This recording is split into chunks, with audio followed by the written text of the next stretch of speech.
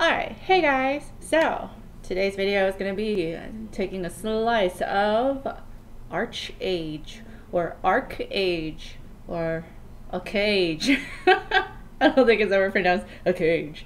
Anyways, Archeage is a game that's already been out for quite some time. However, for those of you who have been living under a rock, basically, and have never played Archeage, and you want to give it a try and you want to know what it's about, this year, then let me go ahead and show you on what that's going to be.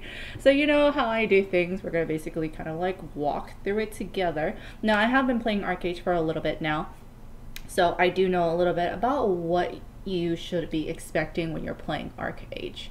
Now I've pronounced it Archeage, my boyfriend pronounces it Archeage, don't kill me, potato, tomato, potato, tomato, to that. Anyways, so we're going to be looking at the server list so far to start. Now the server list is looking a little bit different. Now those legacy servers here that you see here, Arazeb and Cryos, the list goes on. These are servers that have been prior to the release of their expansion or revamp or any of that sort, whatever terminology you want to use. However, with this new revamp-ish thing that happened, they released two new servers. These are called Fresh Start servers. Now, Fresh Start servers, you have to have an account that is created after December 10th of 2016. And what I mean by a new account, I literally mean that you have to have a new email, and you cannot have any other characters in any of the legacy servers. They are not able to be shared at this time. And the reason for that is because the Fresh Start servers are basically meant to have a lot of the pay to win mechanics removed. Now that doesn't mean that all of the pay to win mechanics are removed, in the sense that you're not able to exchange money for the sense of gold in that sort, because I guess the company still needs to make money. And you know how I feel towards, pay to win games, and everyone feels to pay to win games. It sucks. So a lot of the legacy servers have already been populated and have already their ground-based people who shelled out thousands and thousands and thousands of dollars to basically be like this ultimate god on these servers. So the Fresh Start servers give people a chance to have a fresh start, meaning that since a lot of the pay-to-win mechanics have been temporarily at the moment reduced or minimalized, that it gives people a chance to actually enjoy the game, to slow down the pace of gear improvements or land expansions or anything of that matter. Like, the way to play the game has slowed down substantially, as in compared to a legacy server where if you spend $1,000 in real money, that you are gonna be progressing 1,000 times faster than a real life person if you're really lucky. If you're really not lucky, you just wasted $1,000. So that's pretty much it. Now, if you have never heard of Archeage, right, which is not a problem, there's a ton of games out in the world. Archeage is basically I would explain it as a minimal sandboxy type of slice of reality, like slice of life kind of game. This is not a game where you're going to go into a ton of dungeons and you're going to get the best gear from dungeons and you're going to experience this magical story about everything in the whole world, and it's gonna go through cinematics and yada yada. It's not really like that. It's more like you're gonna go into the game, get a farm, craft the farm, till the land, go fishing, build a boat, carry merchant goods across seas from different areas, and turn them in for a higher quality of money, higher amount of money, because you are transporting the goods from one area to the next area. So I would say it's like a way of life, slice of life kind of game. It's the allure of the game is that it's, again, slice of life. And the other aspect is PvP. A lot of people enjoy PvP in this game. The PvP aspect is very much I would consider it as a rock, paper, scissors. There's an array of, I would say, books or trees or like classes or skills to choose from. Like, I meant learnings like occultism or vitalism or sorcery. These are types of like learnings or teachings, I would say. They're types of teachings. You could choose 3 different teachings to create yourself this title of whatever these teachings lead up to. So, and I can show you that a little bit more in game. Now, these teachings basically create a variety, like 33 classes, I think, or more, of different ways to play this game. And that leads towards PvP. Now, for the PvP, I would say it's much more like rock, paper, scissors. Certainly, like healers are going to have an advantage over tanks, and tanks, I mean, like mages are going to have an advantage over tanks, and tanks are going to have an advantage over yada yada. And so, like, if you get paired against this other person who clearly has an advantage over you, you're going to have a harder time. It doesn't mean necessarily that you're going to be plowed, like rolled over. However, that's where skill comes into play, I suppose. But however, you are at a disadvantage. Now, group PvP is fun. Single PvP is fun depending on how you get in the arenas. Group PvP is fun. However, when it gets over to a certain amount of numbers, it basically just becomes a lag fest. Like, literally, you are sitting there lagging for days. And you're just like randomly trying to AoE stuff that's nearby. So, well, let's go ahead and take a look at the game before we all turn to the age of 100. Now we'll just go into my character. Now, with the expansion, there's a release of the dwarf race as well as the warborn race, which is what I am right now, which is what my character is right now. There are factions as the East faction and the West faction. So you kind of have your choice on which faction you want to be. Now, depending on what race you want to play will have to influence what faction you're going to reside in.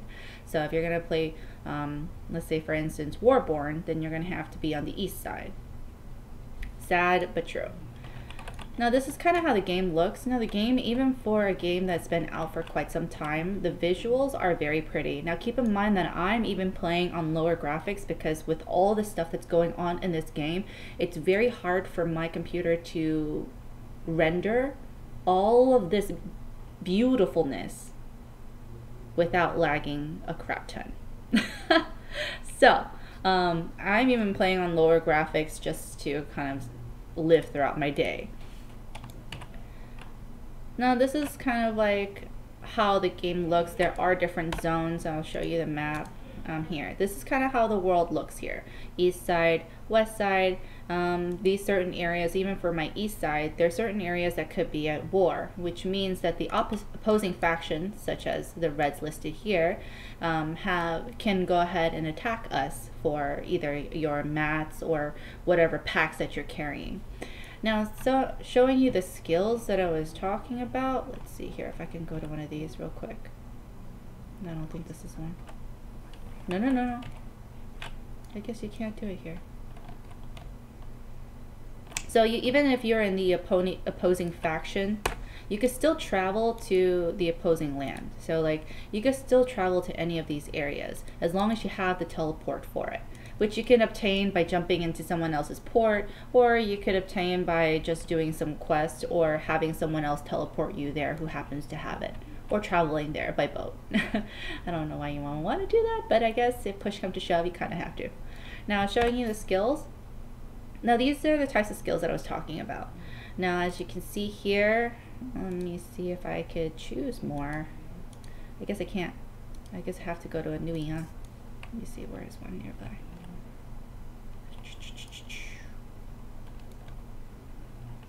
You know what I'm gonna do? I'm gonna teleport.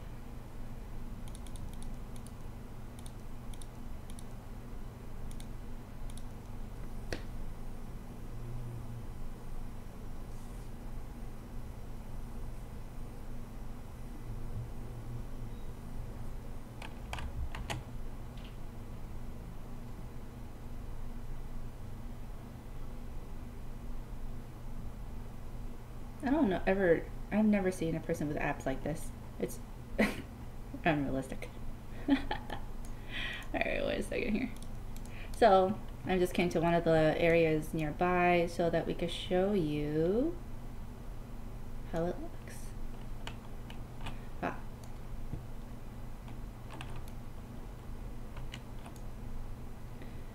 So as you can see here that there are an array of skills that you could choose from. So I chose sorcery, occultism, oromancy to create the title of Revenant, which is a mage class.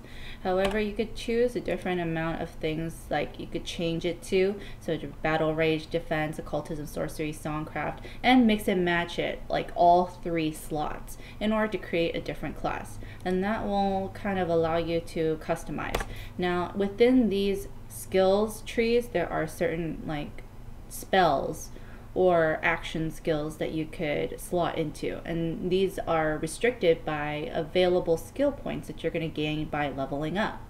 The max level currently right now is 55, and who knows when that will go up, but here are those. Let's see here, you have your list of emotes and proficiencies. Now these are proficiencies like throughout the game. Like I said, because it is a slice of life kind of game and experience kind of game, you could imagine it as like a very PvP Farmville. Like, yo, you're gonna steal potatoes from my farm, I'm gonna go and kill you kind of thing. So these are a type of masteries that you could have. You could be listed in commerce, which is basically trading from one area to the next. Larceny, which is by opening up coin purses that drop from mobs. Exploration, which is by exploring the underwaters, let's say for instance, and going to get treasure chests to see what's in them. Artistry, by creating paintings or any kind of like listings on your sales. There's also like music, where you could play music, handicraft, printing, yada yada, leatherwork, all that, a lot of a variety of stuff. Now another big part about playing Archeage is basically commerce. Commerce is a very big thing, and making money is a very big thing, because making money is going to allow you to increase or regrade your gear. And depending on how lucky that you can get a very good piece of gear. Now, how you do that most of the times for people, it starts with having a farm. And so we'll just go look at my farm real quick. And while I'm running there, I'll go ahead and kind of explain another aspect of the game to you. There are certain things called labor points. Now, labor points are going to basically be how much of a certain proficiency you can do. Everything revolves around labor, whether you go and craft something, whether you go and pick up something off of the ground. I don't mean gear, or I don't mean loot drops. I mean like if I gather a potato off the ground or something like that. I don't know, I just jumped off. Whatever. So like, let's say for instance this tree right here, right? Or I'm lagging right now. The game is still laggy. I could cut down this tree. Cutting down this tree requires labor. So everything requires labor in this game. And I just collected some logs.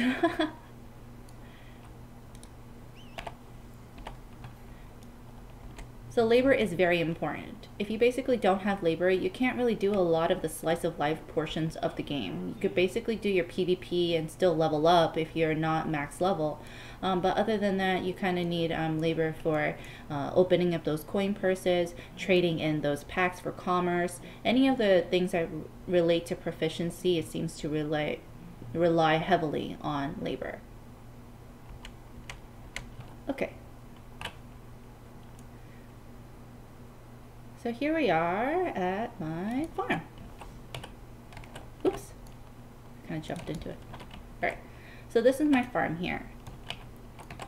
Keep in mind that farms in the beginning can only be obtained by having patron. Now what patron is basically that Archeage is actually a subscription-based game. Now I know that it basically sounds bad, which I don't really like paying for subscriptions now either, because I mean, lately nowadays, it's just like who pays for subs for MMOs, because they eventually all go free to play due to the fact that, you know, MMO turnover rates are so high. But Archeage has miraculously managed to keep their sub games forever now. Now, subscription games basically give you certain perks, like the sub being a patron gives you perks. And these perks are, one, allowing you to get a farm, secondly, allowing you to get more labor points per like couple of minutes than a person who does not have patron. And thirdly is that you're able to get labor points even when you're logged offline, which for non-patrons you will only accrue labor points while you're logged in. So if you're not logged in, pretty much you don't get any labor points, and you can't increase any of your proficiency if you don't have any labor. So it's very important to have this patron. It's very beneficial, I will tell you that. However, if you don't have it, it's not like you can't experience the game. Now I say experience, not enjoy, because without patron, you're pretty much just going to be sitting there leveling up, like, and grinding, and that's all you're going to be doing. I'm pretty much trying to collect my lemons, but it's not allowing me to collect my lemons. Come here.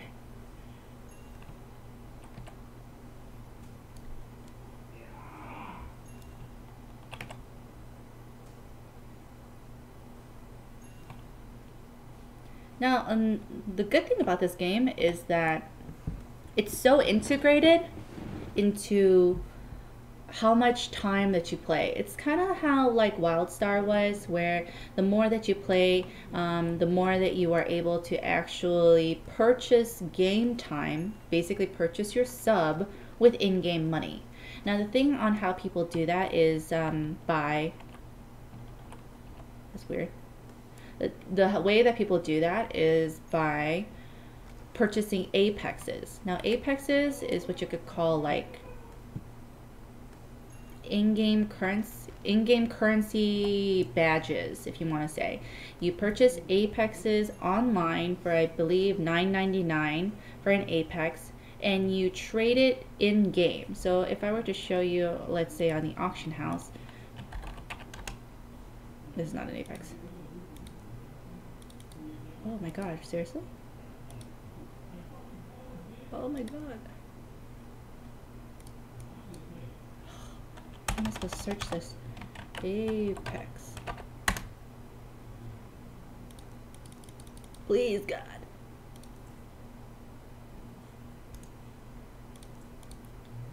I can't find any right now.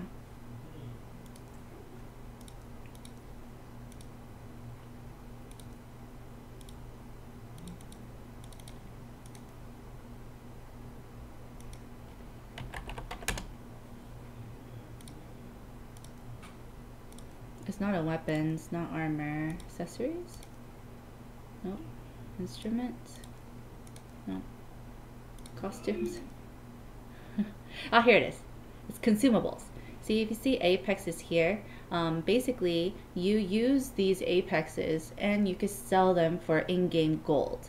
And now that price fluctuates on how the market is going right now. So it depends on the time that you're buying it and also on how much has gone up. So 162 gold for one apex. So you're basically trading 162 in-game gold for 10 bucks in real life money. Now this works the other way, meaning that you can purchase apexes for your gold. So if you happen to have, let's say for instance right now, 162 gold, you could purchase this apex. And with this apex, you could purchase your in-game monthly time sub. So that way you don't necessarily have to spend real life money to get patron status.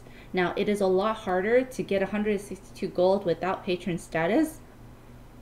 So maybe you might have to purchase it the first month, but if you're very careful with how you play the game and the rules of the game, then you could definitely make that money up in game and purchase apexes to continue your gameplay. And that's just by, you know, trying to utilize your items here.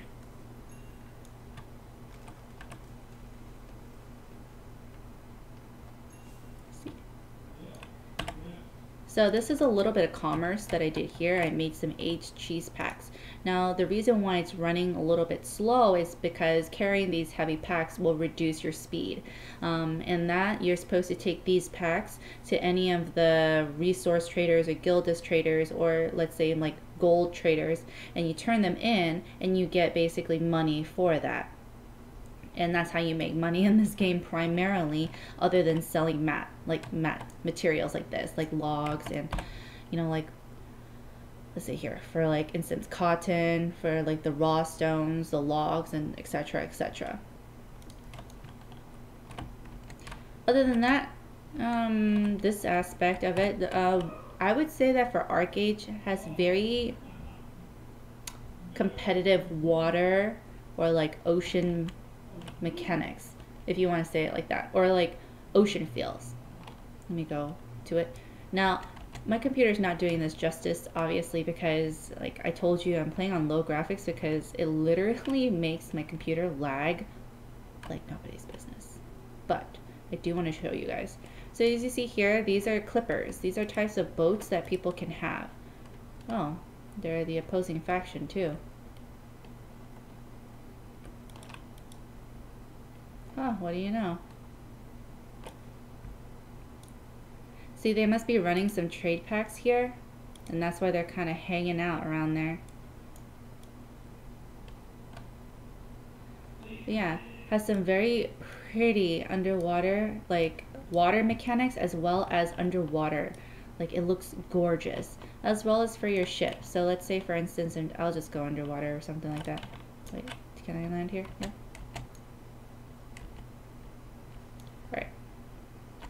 So like, look at this water.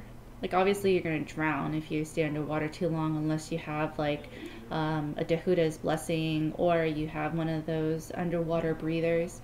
But it's gorgeous. Like the effects of the water, it feels like amazing.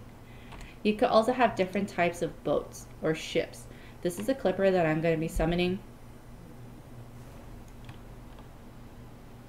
For instance, mine is super slow. It's like the basic clipper. So you're not going to be getting like, it's not going to be slow as a rowboat, but it's not going to be super fast.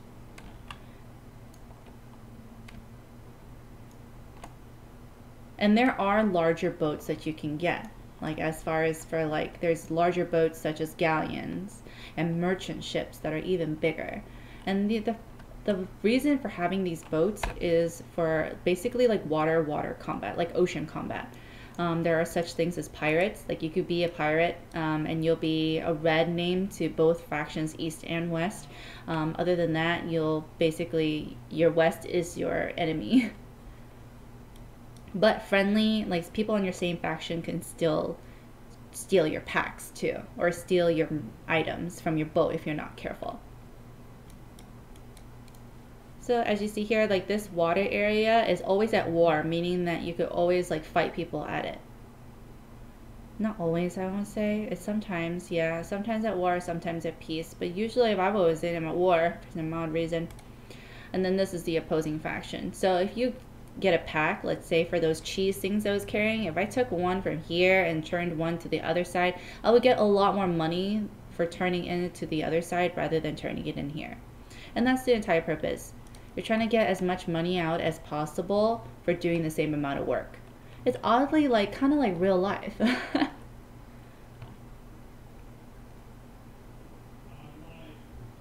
don't know why I got invited to a raid, but I'll cancel for now. But yeah.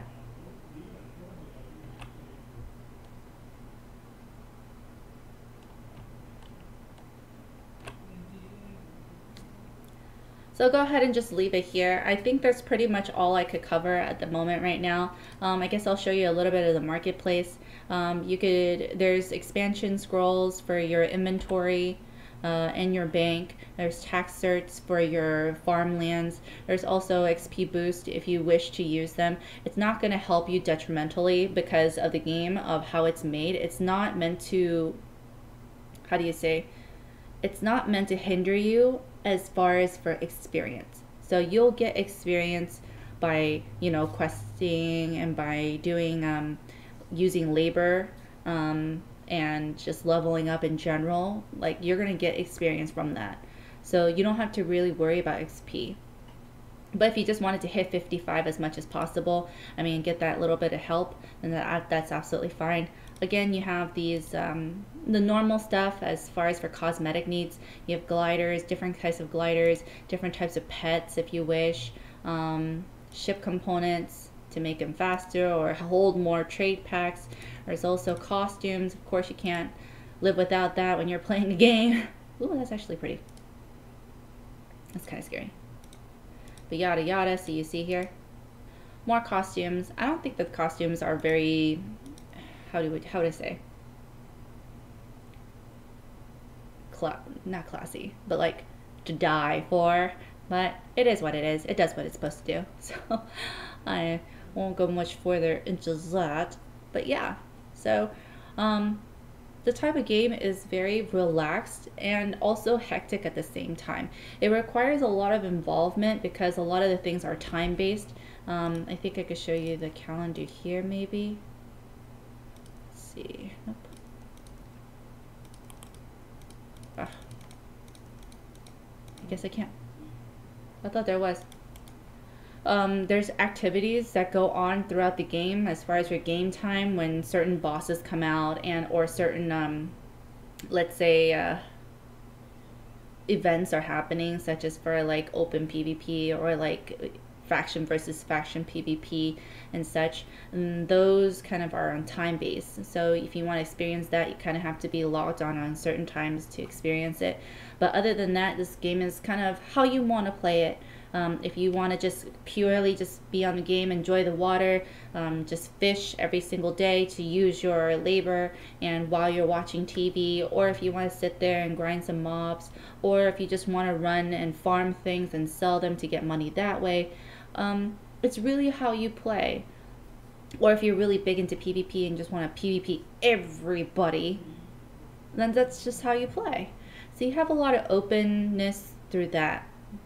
So I don't know, it's been fun for me, but it can definitely slow down. But if you're really interested in trying it out and you don't really want to have the hassle of this pay to win server types, then you could definitely go ahead and try the fresh start ones. Now you will have to pay that initial sub if you want to, but you could try beforehand, before even buying a sub, just to see if you like how the game runs, or you like how the game looks, or even if your computer can handle it. Because in the beginning, my computer can handle it. It was like freaking out.